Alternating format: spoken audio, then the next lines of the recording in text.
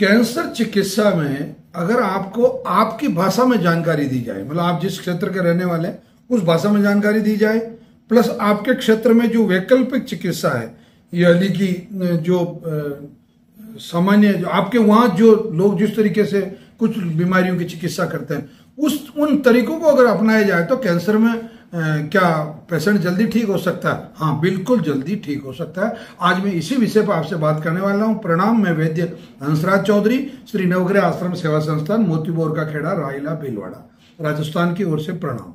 मित्रों, ये जो मैं वर्ल्ड कैंसर रिसर्च जर्नल ये जो आप देख पा रहे हैं, ये इसमें ये रिपोर्ट छपी है कि तुर्की भाषा में ये मतलब वहां रिसर्च हुई है, और ये जो रिसर्च हुई है ये इस्तांबुल तुर्की की एक यूनिवर्सिटी है इस्तांबुल में, तुर्की देश के अंदर, जहां करीब ये 7-8 डॉक्टरों ने मिलकर ये सी कैन सेकर सी और एम नूर अकबास और इस तरीके के इन साइंटिस्टों के नाम है जो आप देख पा रहे हैं। तो इन्होंने 3 चीजें इसमें से निकाली है।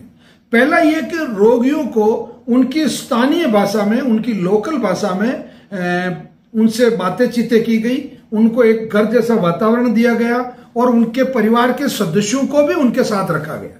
मतलब ऐसा नहीं कि आईसीयू में पैक कर दिया या किसी वार्ड में पैक कर दिया।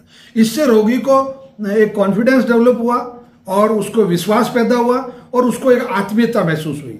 दूसरा, वहां की जो एक लोकल एक चिकित्सा पद्धति है उसको कंपिंग थेरेपी बोलते हैं, यानी कि जिस तरीके से भारत में एक्यूपंक्चर और एक्यूप्रेशर की चिकित्सा मतलब की जाती है, उसी तरीके से वहां ये इसी से मिलती जुलती एक चिकित्सा है, पद्धति है। इसका भी वहां सहारा लिया गया। इससे भी कैंसर रोगियों में बहुत तेजी से लाभ हुआ। तीसरा, उनकी इम्यूनोथेरेपी को डेवलप करने के लिए मतलब काला शहतूत बहुत उपयोगी पाया गया। मतलब वहां शहतूत जो होता है, जो शहतूत है, फल है जो खाने का, वो शहतूत रोगियों को दिया गया और शहतूत पर रिसर्च की गई तो ये पाया गया कि शहतूत में बहुत अच्छी मात्रा में एंटी कैंसर प्रॉपर्टी है।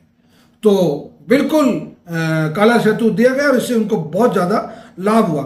शहद भी उसमें बहुत फायदा किया शहद ने। मतलब ये मैंने इस पे मार्किंग कर रखी है, जो अंदर जो भी पूरी रिसर्च है उसको मैंने मेरे शब्दों में भी इस पे लिख रखा है। तो ये जो शहद है, शहद से भी उनकी बॉडी का जो इम्यून सिस्टम है, उनकी जो रोग प्रतिरोधक क्षमता है वो बहुत तेजी से बढ़ी। उनको धार्मिक प्रथाओं, काले शहतूत, कंपिंग और शहद, ये देखो ये इस जगह से मैं आपको बता रहा हूं, ये जो मैंने चीजें, ये रिसर्च का एक हिस्सा है। ये काला शहतूत, शहद, कंपिंग चिकित्सा और इन चीजों से भी उन रोगियों को बहुत अधिक लाभ हुआ। अब लाभ कितना हुआ जो बताऊं, आप ताजुब करोगे। मतलब ये करीब मोटा मोटी ये समझ लो कि 500 रोगियों का समूह बनाया गया।